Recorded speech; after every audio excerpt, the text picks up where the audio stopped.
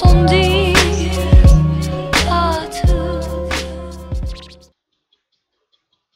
What is going on, jerk faces? It's your boy Andy, and you're watching Nocturnal Transmissions, brought to you by the Circle of Jerks podcast. It's a conversation you could be having during the day, but having at night. As you can see, that it's just me tonight, because I finally killed that motherfucker, Robert. Getting on my last nerve. Working my last nerve. That's all I gotta say. Robert, unfortunately, was caught at work. And so he's not able to join us for the stream. He might be coming in later, but no promises.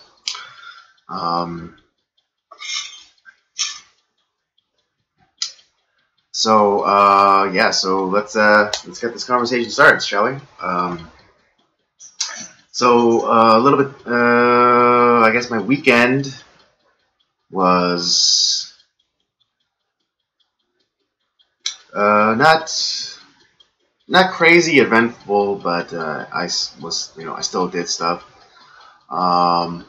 Saturday I went out with some of the guys, James and Jason, and another homie of ours, Kyle. We were kind of doing, we were kind of going around the city. We started our night in K-Town, and we were initially going to go to this one spot because if you ever been to like a Korean style bar, sometimes what they'll do is you buy a bottle and they'll save it for you. Usually a month. So say like you're out and you're with your friend and you get a bottle and you don't finish it. The bar will then keep it for you for at least a month, and then you could just pop in again and finish the bottle at your leisure. And so we went to one such place, and but I guess because it's the weekend, so it's a little bit poppin'. So they didn't allow for people to just especially if you had a saved bottle. If you had a saved bottle, they wouldn't allow you to just come back in and finish it off, especially on a weekend, and especially since you've already paid for you more or less paid for the bottle already, so you just really be paying for like a tip or something to be able to sit at the bar or inside of a karaoke room. So you should be paying for that, but not necessarily the liquor, which that's where the money. That's how businesses make their money. So we ended up not going there, and we decided to go to another spot in Koreatown, but it was interesting because we were actually going to go there initially, but we decided to go and try our luck at the other bar. But then we came back, and there was this huge line out the door and down nearly half of the block, and so. We got in the line, and then people started coming in after us, and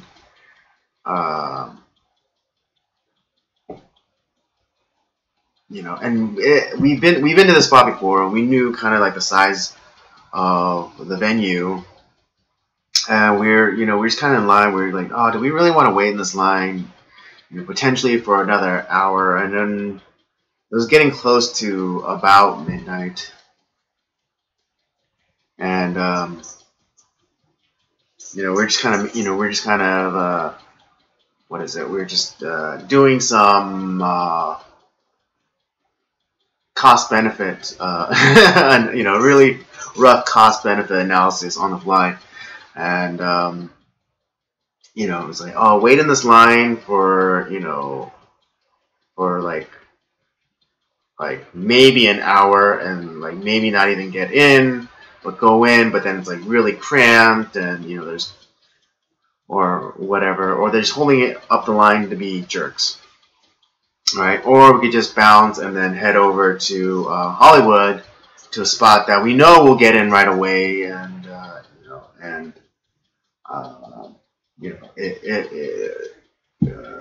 there'll be no real hassle. So we decide, we decided to go to Hollywood, and it was an enjoyable time. Just hanging out, guys night out, just meeting people, dancing, having a drink or two, just really relaxed, low key.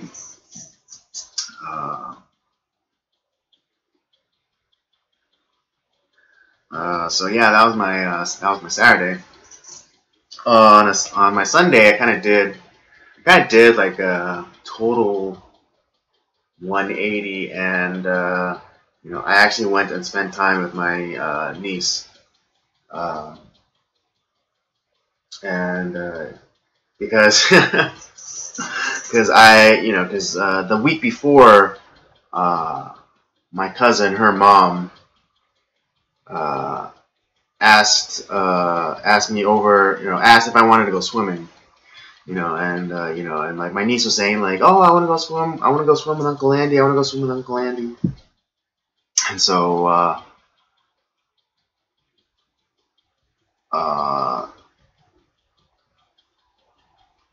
what was it?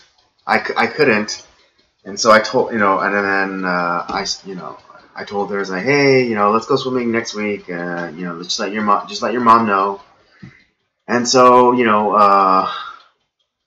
the day before, my cousin texted me and said, "Hey, come over and swim. You promised your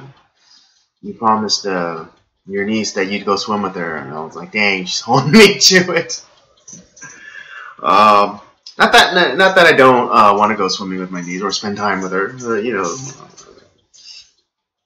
So I said, "Okay, I'll come over and I'll swim." And I know because my niece is very young. She's what is it? She's about 5, gonna turn 5, something like that. And so she wouldn't be in the water very long. And plus, she doesn't know how to swim, so I'd have to be more or less holding her the whole time, because I don't think she didn't have any flotation devices, so I had to hold her, and I had to kind of teach her how to swim, or at least get her familiar with like the movements. And sure enough, I wasn't in the water more than 15 minutes before my niece's lips started turning blue, yeah, it was a really short little swimming trip, or little swimming party. Um, it was really nice though. For those of you that don't know, my niece a couple years ago was diagnosed with cancer, and it was like a really rare cancer, and it had it had escalated really quickly because uh, she they found they found the tumors early on, and then they surgically removed them, and they got 100% of the tumor, and we're just waiting and hoping to see, hoping that it hadn't spread. Um, a few months go by, and my niece started to complain about pain pain in like her hip or her abdomen. I can't remember the specifics, but they go and do a scan, and lo and behold, the cancer had returned, and with a vengeance. It already got into it had already gone into stage 4, actually, and like it was in her lungs and in her pelvis, and it was a what was it? I think it was diagnosed as a neuroblastoma, and I believe it's one of the rare cancers, and especially to have it, especially within a 3-year-old, of no less, and so she started doing treatments, and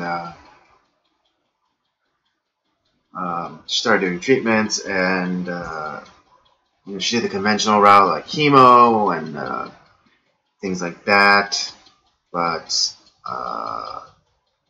it wasn't really those treatments really weren't successful. It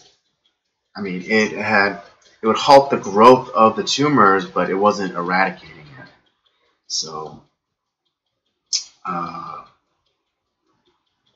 it was really rough. It was really rough to see her that way, and she lost her hair because of the chemo and the treatments, and she was already such a tiny girl, but then because of the treatments, it kind of suppressed her appetite and such, and so she got like this frail. She became this frail little thing, but you wouldn't have known that she had cancer. Just my time spending with her, playing with her, she would just be jumping off the walls, and just by her attitude, you wouldn't have known that she had cancer. She was just so full of life, and and I guess I guess it could be chalked up to them finding it early, and her being so young. I guess she's able to bounce back a little more quickly from the treatments. So about a year goes by, and we're not having much success with the treatments. And then it wasn't until this last year that they started another treatment. I don't remember exactly what, but it was with some. It was kind of like I believe it was an experimental treatment mixed with radiation, and it was with that combination that the tumors were starting to be eradicated, and as the year went on, they did more scans, and like the cancer was slowly being killed off into her body, and then within the last 6 to 8 months, I think in the last 6 or 8 months, she had her scan, and she was cleared. There were no cancer cells detected in her body, and then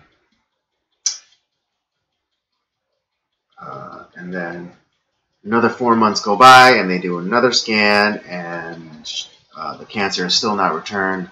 So my niece was completely in remission from cancer. And so,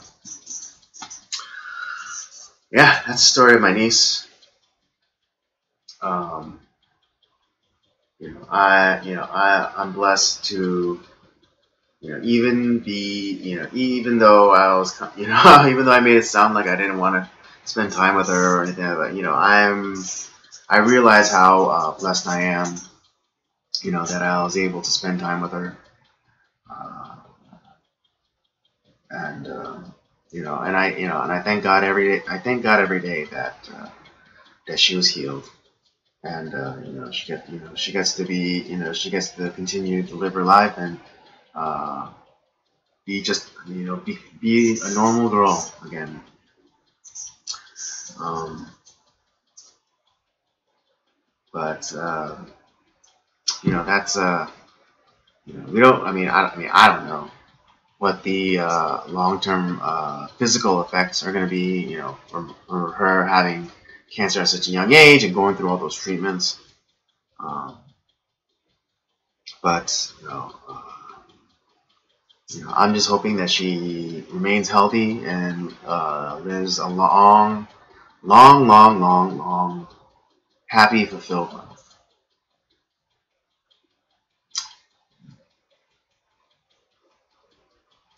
Yeah.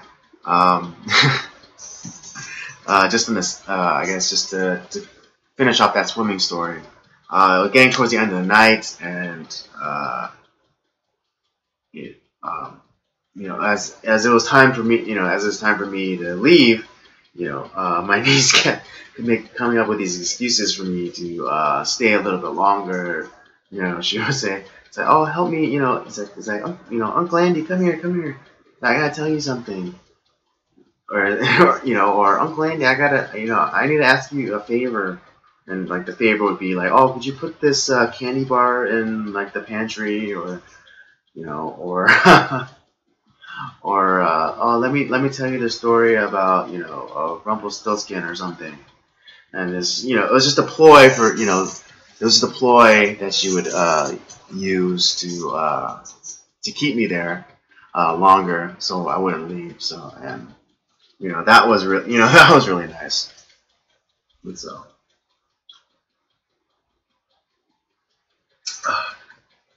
and so yeah, but I kind of did it again, and then as I was leaving, because my niece is so cute, I just like I couldn't just leave her, so I was like, oh, we'll do this again soon, and it's like, and then she's like, you promise? I was like, I promise. And so I'm sure I'll be getting another phone call from my cousin saying, "Hey, my daughter said that you're gonna, spend time with her again soon." And and I guess I'll have another story for you guys. So, anyways, yes, that was my weekend. I hope you were entertained. Uh, for what it's worth, I hope you're entertained. Yes. It's a little. Yes, today I'm kind of doing this on the fly because me and Robert had planned a certain kind of show, but with him not being able to be here, I have to like reorganize. I have to come up with something else. And again, oh, you know what? I'm glad Robert's not here because he didn't let me know that he wasn't able to do the show tonight last minute. And I was like, you friggin' jerk. Because we did, and we had some, like, pretty interesting things to discuss and to work out and debate and argue about.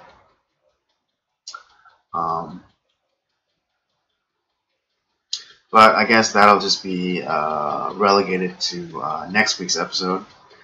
That is, if Robert again does not have to be held back at work. But believe me, it'll be a good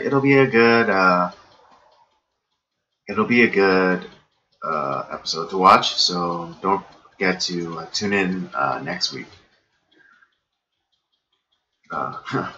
Funny. I'm trying. It sounds like like an after school special or something. It's like on a very special note, bro. Um, um, well, we usually do. Yeah, because as you, yeah, I don't know why I'm being so tongue-tied right now.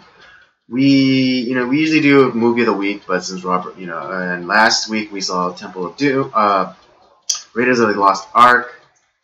This week was supposed to be Temple of Doom, but again, because Robert's not here, I'd rather wait for him. I'd rather actually have someone to discuss it with.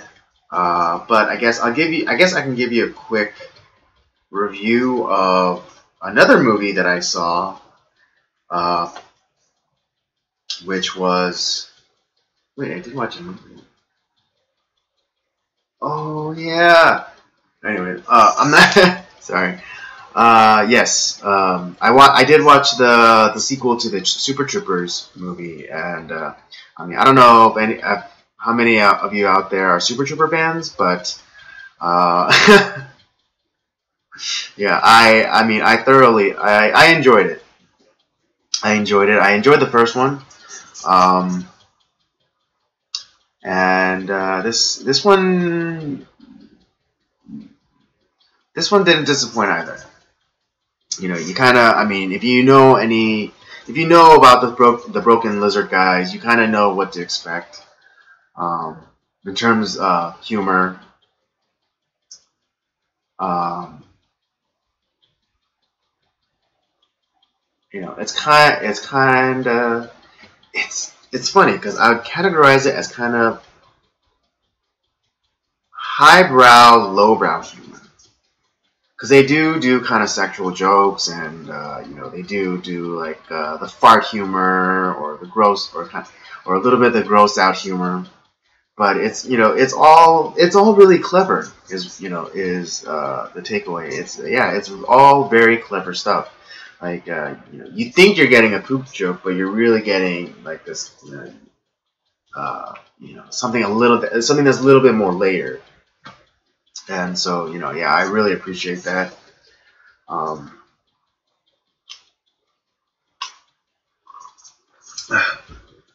yeah, if you guys don't know what a broken lizard is, it's this group of guys that had some success in like the late '90s, early 2000s.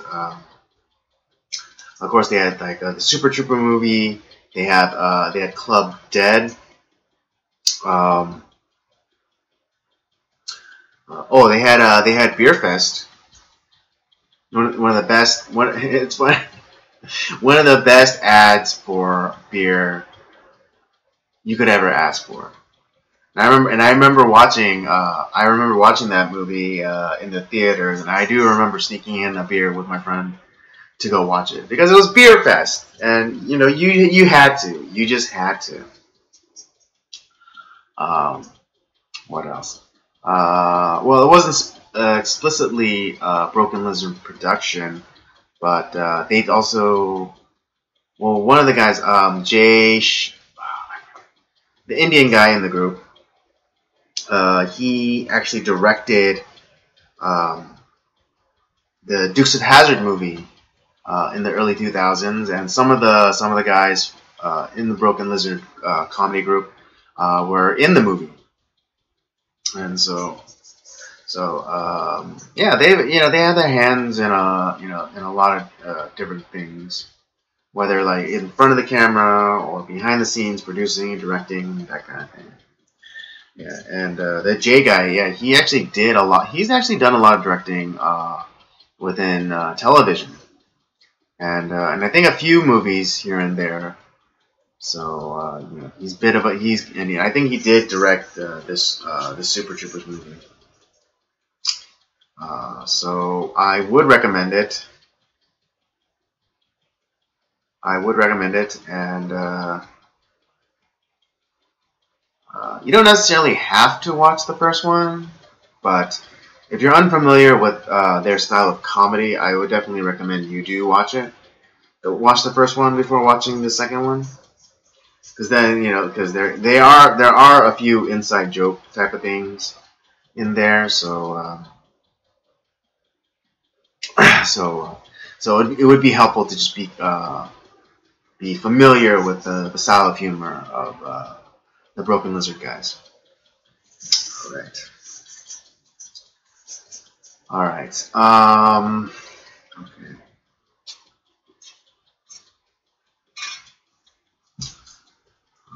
I guess it's just and that'll do it. And that'll do it for my review of the Super Troopers 2. movie. I know I didn't get into much, like very many specifics or details, but um, I'd rather not just discuss too many specifics about a movie, just in case there are people who might be curious. But yeah, it's really funny, and like some of the cameos in it are just hilarious. You had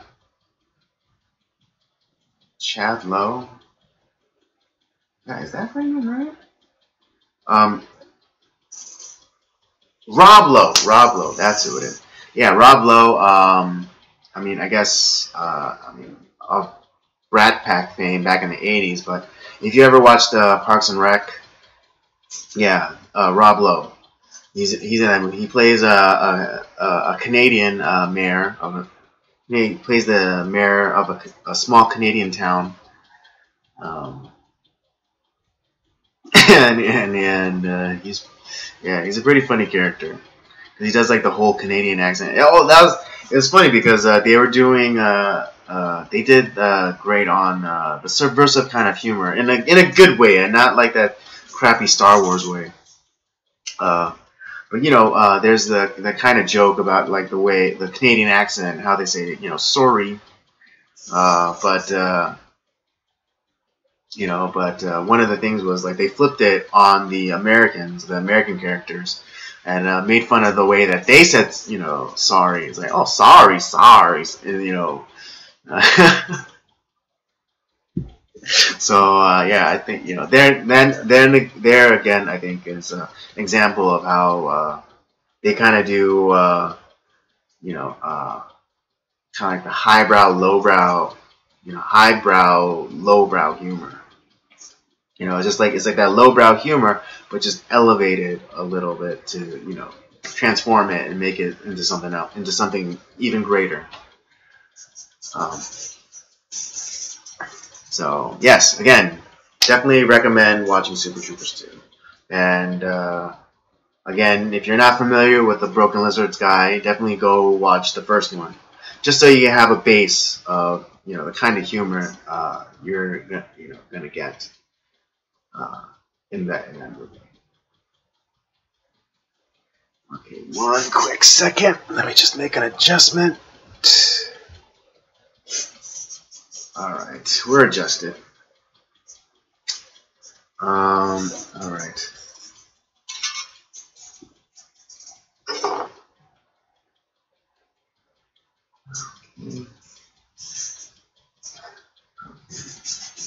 Well, I guess, yeah, I wanted to recount something that happened to me just the other day, actually. Um,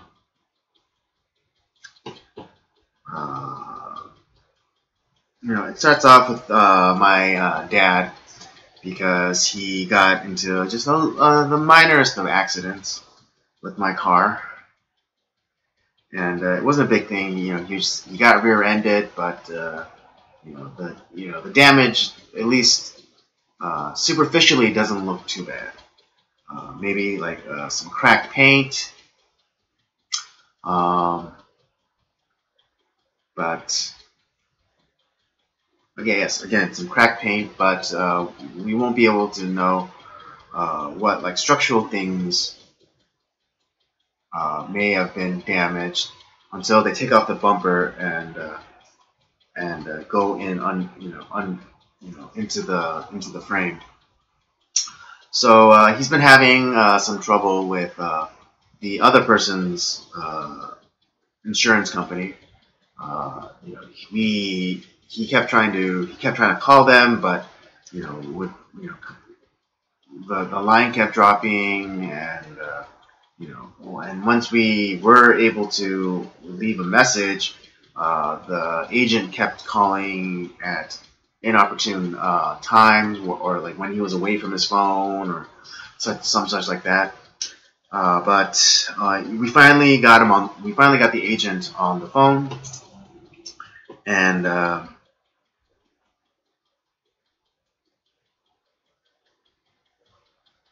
finally got him on the phone, and we were able to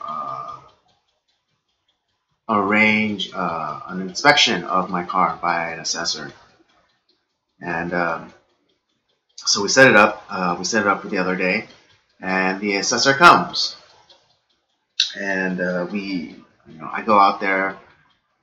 I go out there with my dad to meet him, and he introduces himself, and my dad introduces himself, and they shake hands, and then I go to introduce myself, and I stick out my hand to shake, and I get an awkward fist bump.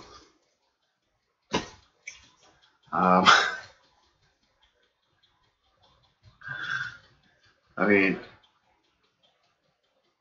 I laugh because it happens to me so often.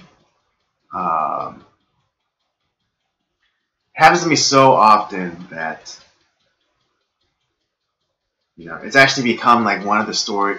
It's become part of the repertoire of stories that I tell people. When they ask me about my hands and my situation or whatever, and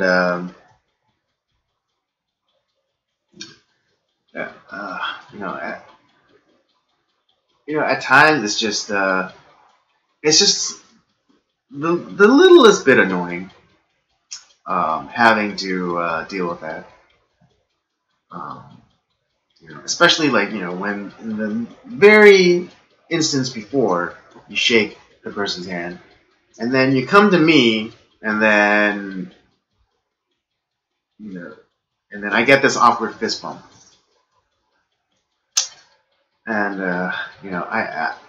and anyone who's listened to the regular podcast, when the guys decide to interview me and give me a chance to tell my story and stuff, they know that this is the story. I mean, hell, homeboy Rob has a story of his own about our first meeting.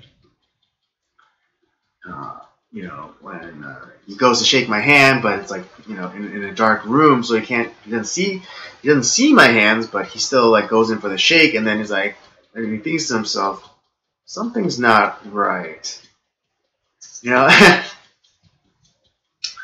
And when I was on that talk show, the Dr. Leaf show, even that, I recounted stories of people just like being kind of awkward around me, and like going in for the shake, and it's like, oh, they see my hand, they're like, oh, it's like wave off, wave off, wave off, but then they can't, and so they awkwardly fist bump me or give me the elbow, and just like it's like, just shake my damn hand, it's just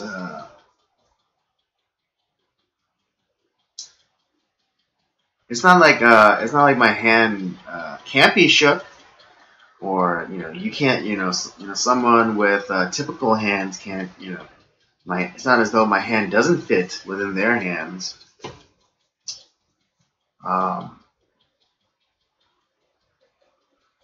So yeah, it does get a little bit annoying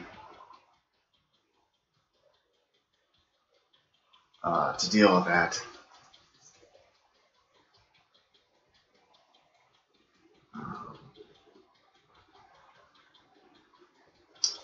So if ever one day you happen to see me out on the street and want to say what's up to me, just come and shake my hand. All right, just shake my hand. That's all. That's all I'm asking for. Shake my hand. Shake it. Shake my hand. All right. Don't be weird or awkward and try to do fist bumps, because one, I can't even do a fist. I cannot even make a fist. So don't even try doing the fist bump. And don't give me your elbow. All right. For the love of, just shake my hand. Just shake my hand. That's all I'm saying. Just shake my hand.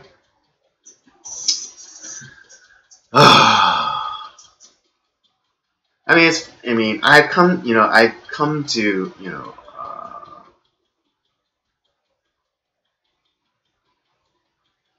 I've come to a certain mindset, and I've accepted my condition. But sometimes it does kind of get infuriating. Um, I don't know how familiar some of you are with that old TV show Scrubs, but there's a character of Turk played by Donald Faison, um, and he gets the kind of running gag is that he's a black he's a black doctor, and sometimes he doesn't know like if he's hired to fill some diversity quota, and he recounts in this one episode he recounts he recounts two instances where he he kind of gets treated differently than the other doctors or surgeons. And one of them was for the brochure of his college, because I guess like he was the only black guy at that school. They have him actually twice on that brochure.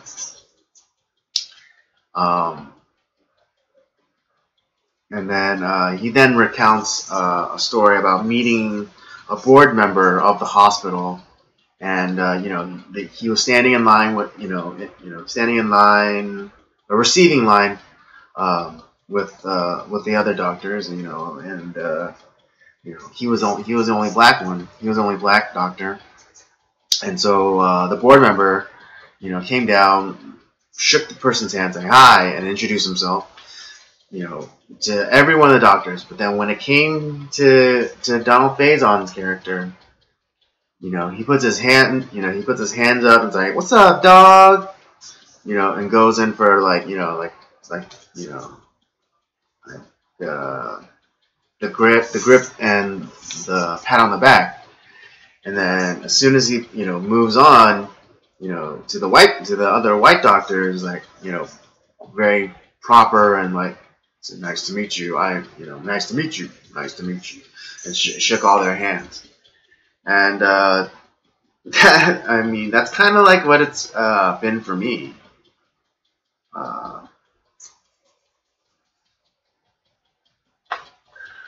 I don't get bothered too much now. I don't get bothered too much nowadays. I just think it's more funny than anything. But every once in a while, it will kind of set something off in me, and and I go off on, and then I go off on one of these rants like right now. So yeah, because I remember, because I understand that I'm this way, and there's really nothing I can do about it, and so I make the best of it, and and I do use it to be a little bit of a troll. As I'm sure I've recounted countless stories, just messing with people, asking me what about what happened to my hands, what's to do with my hands, and I get, I give these really comical responses to them. What was it? Yeah, like that. Like this one time, I was at a bar in Silver Lake, and I happened to, meet this group of people, and one of the guys, he just, curiosity, got the best of him, and he asked me to come to the side, and he's like, I can't take it anymore. I gotta ask you about your hands. What is up with your hands? And so I just kind of look at, him. Just kind of look at him. And then, I was inspired. I was divinely inspired, maybe, to give this answer, which is, I look at him really kind of like seriously, I look at him and I say, "Have you ever seen The Hurt Locker?" And then it's at that moment that he just, erupts and it's like, "Oh my God, you were in the army." He's like, "You handled explosives." It's just that kind of like losing his mind. He's like, "Oh, kind of feeling like really bad now that he asked, about my hands." And then I immediately stop him and answer. I was like, "No." He's like, "But that's a really good movie." And it's funny because I actually, I garnered even more respect from him, and he ends up buying me a drink. So yeah, I'm fully I've fully accepted my lot in life.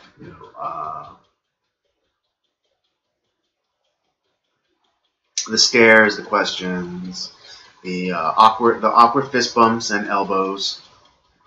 I have accepted them. I really have. It's just you know, it's just sometimes one of these incidents happen and it's just like, oh, for the love of it. And and it just makes me the tiniest bit crazy and just a tiny bit sick of dealing.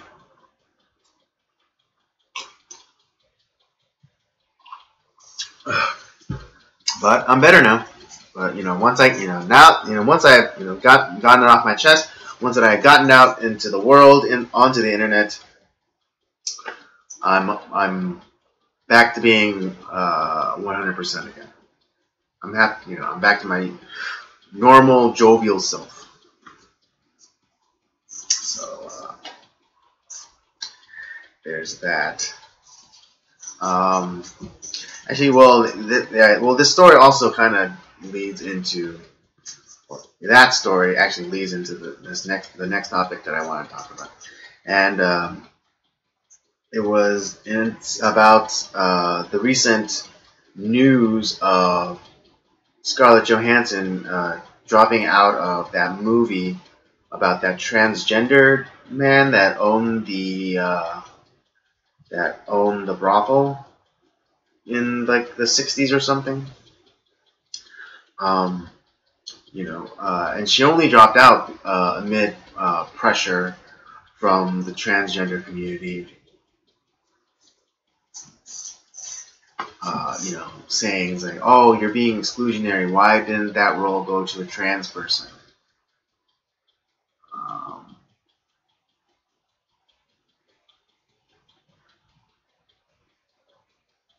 and I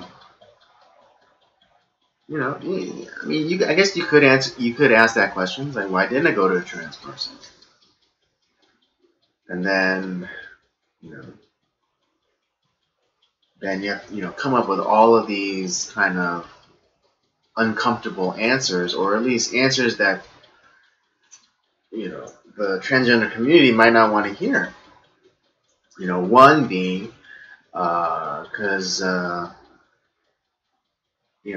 studio is a business and they want to make money, and and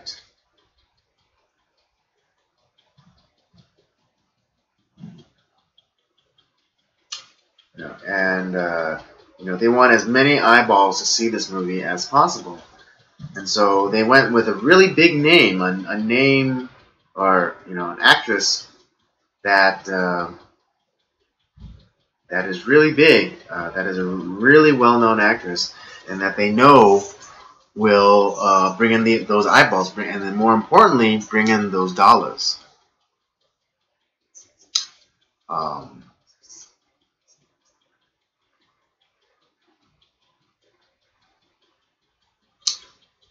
it's and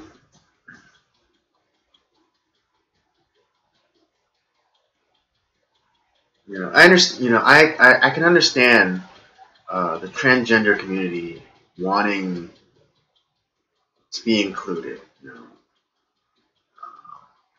I understand that they want They would like to be in the sun. They'd like to be in the spotlight as well.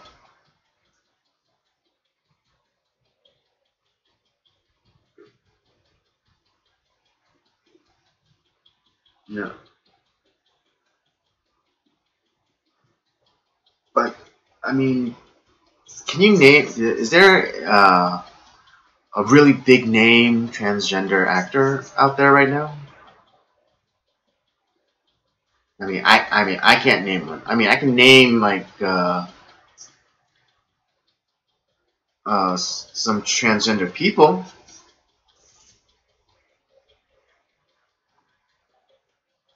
You know, um, I could rattle off a few. I could rattle off a few names, but they're not necessarily actors. Um,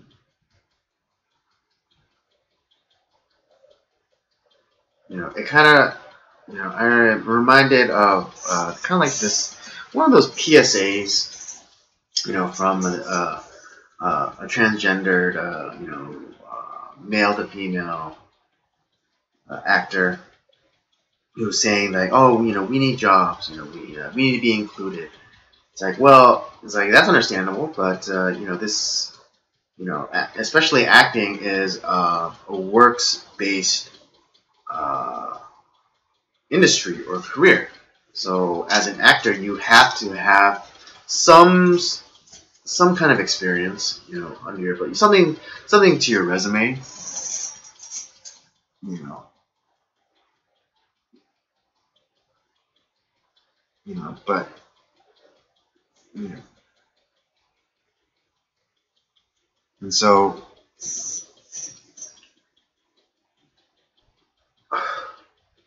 sorry, I'm like I'm kind of formulating this on the fly, um, even though I have been thinking about it for a while, uh, for the last couple of days.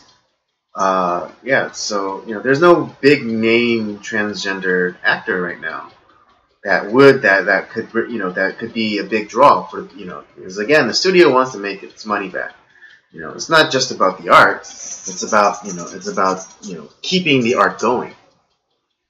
For every art house piece, there are about 10 summer blockbusters that have to be made just so that one like art film can be made. It's kind of messed up, but that's kind of the business. It's the Transformers, it's the Avengers, it's the Batmans that help kind of fund these smaller art pieces, art movies.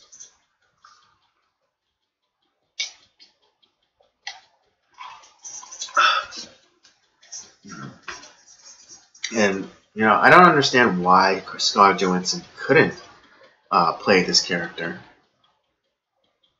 Because art doesn't have to be 100% representative. You know, uh, I mean, if that were the case, then in Revenant, Leonardo DiCaprio, he wasn't a fur trapper, and he wasn't a father. So, but then yet he still played them.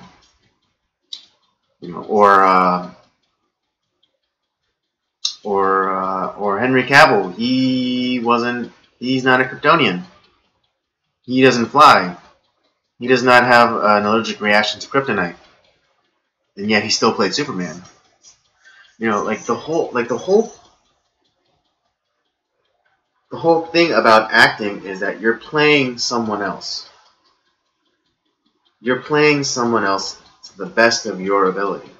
You're the best of your ability to play someone else. And like the craft of acting, has gone so deep. Like where now, when you're doing biopics, you do research on the subject's, accent or, the way, their physical presence, their mannerisms, and on and on and on. So That's why subjects of biofilms, you know, don't portray themselves. They have someone else portray them. So I don't know why Scarlett Johansson couldn't play this character. Couldn't, you know, couldn't step in to portray this individual. Because it'd be like the same thing for me.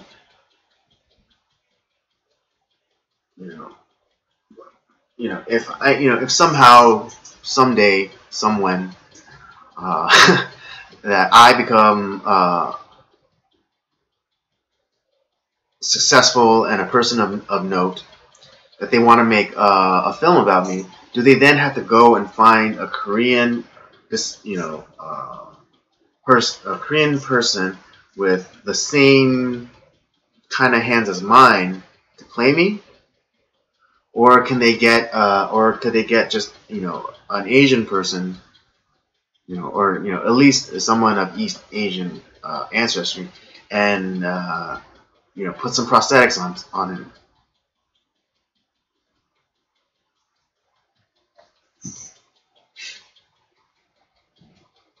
Daniel Henney wanted to play me in a movie. I'd completely be okay with that. Yeah, I'd be okay with that.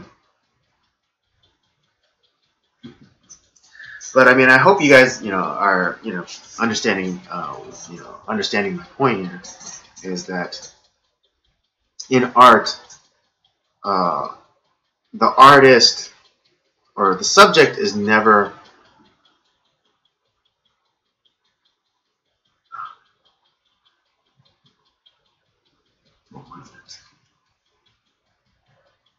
In art, the artist isn't, the artist isn't the one being represented. It's the subject, because then, I mean, at least back in the day, like in the painting, like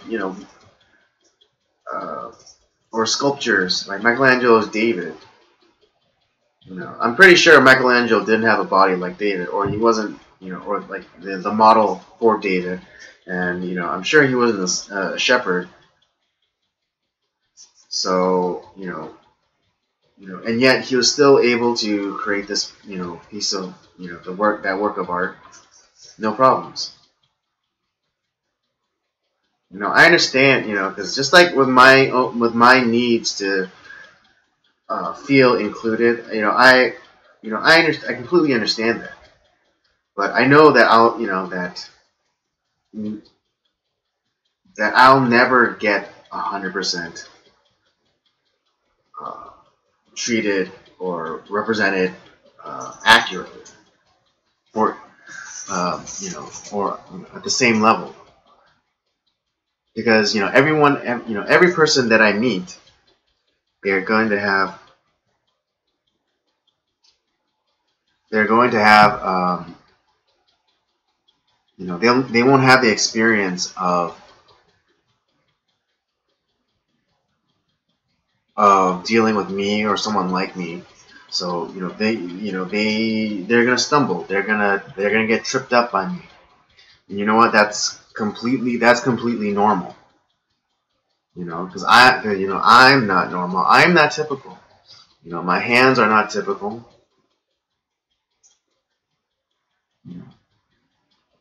So like for them to stumble and get tripped up by me, like by not shaking my hand, I completely understand that. Just like not everything in movies or media needs to be representative of X. It just can't be. It just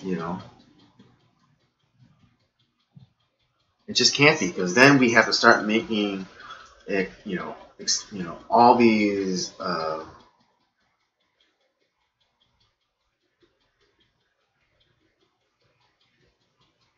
we have to start making all of these little accommodations. That's the word I was looking for. Accommodations for every single little thing, about people. He's like, oh, I have heterochromia, two different eye colors, or so I have to, I have to have an actor who is an actual person with heterochromia playing some, this character who has heterochromia. He's like, no contacts allowed. Just I hope that sounds as absurd as it sounded coming out of my mouth. There's just the idea that that there has to be 100% representation. That's ridiculous.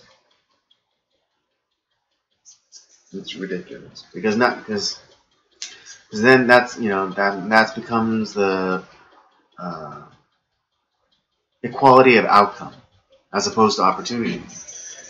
And just the thing about equality of opportunity or outcome is imagine a race. Imagine a race where everyone, each of the runners crosses the finish line at the exact same time. Like same football, same like they all reach that tape at the same time, and it hits their body at exactly the same time. That's the equality of outcome. And it's impossible without horrendous gerrymandering and manipulations. If I may make a reading recommendation, it's a really short one. It's a short story. It's called I believe it's called Harrison Bergeron and the Handicapper General. And I remember the story quite keenly from, I believe it was high school or junior high. I don't remember. It's funny. I don't remember when I read the story, but I do remember it very specifically. It's about this dystopian world where everyone is equal. Everyone is the same, and that means no one is more attractive or more ugly than the other. And oh,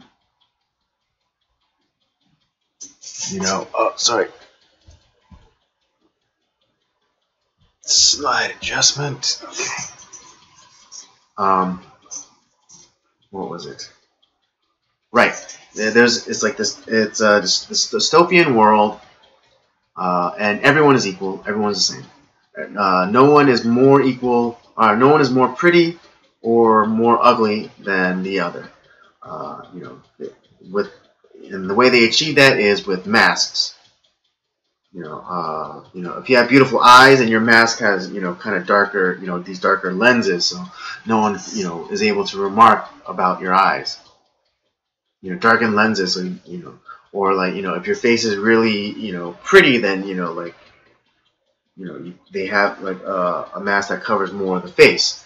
And if you're more, and no one is more or less athletic as the next person. So if you are a really good runner, then you are chained to a really big ball, or if you're really tall,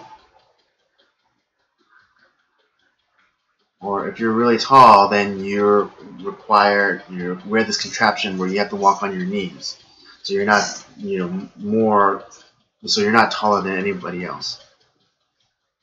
And there's this character of Harrison Bergeron, and he's kind of a shit starter. He constantly questions the government, and then he's oh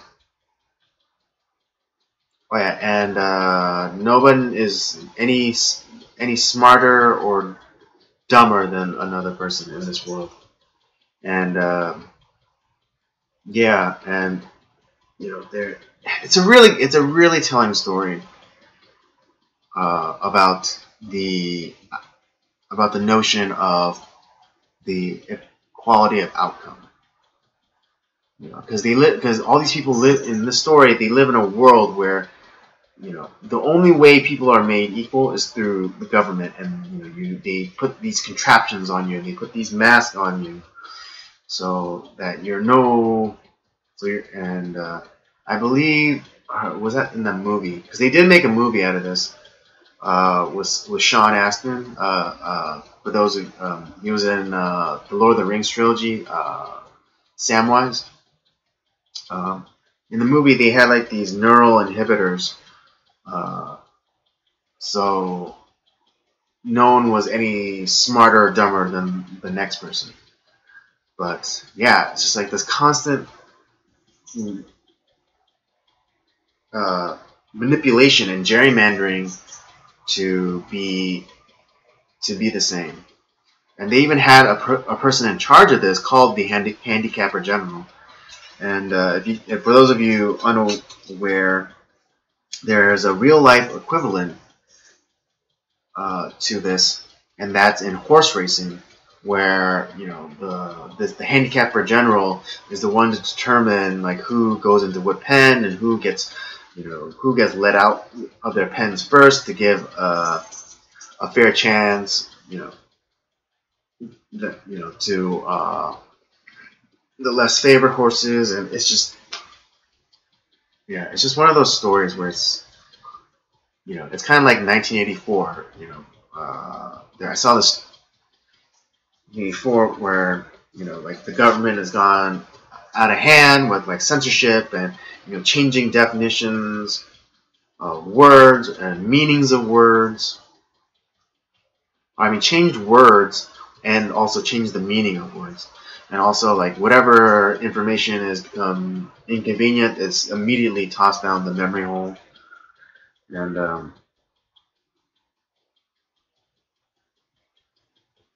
anyways, I know I'm shotgunning right now. I need to focus in. But yes, Harrison Bergeron and the Handicapper General is a short story. It's a real short story. It's like about a page, maybe. And yeah, you should really read it. You should really give it a read. Maybe we can maybe not tonight, but I can find it and read it for you guys and just see the chilling similarities of what that dystopian world is advocating and what people are now advocating for when it comes to the equality of outcome. I'm sure it'll make your skin crawl for sure.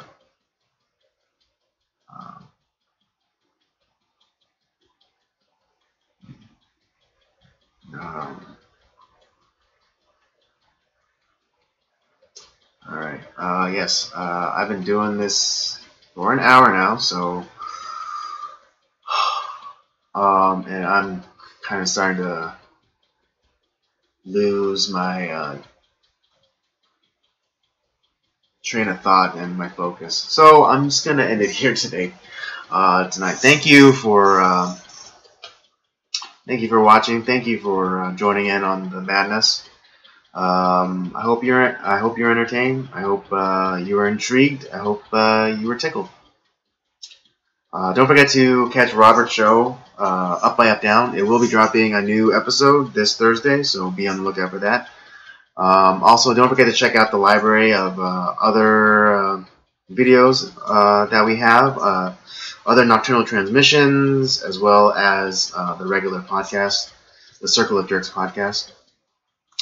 Don't forget to follow us on our various social media platforms, Twitter at PodcastCOJ, and Instagram at Circle of Jerks Podcast. All right. Well, with all that being said, I thank you for joining me, and I'll see you next week.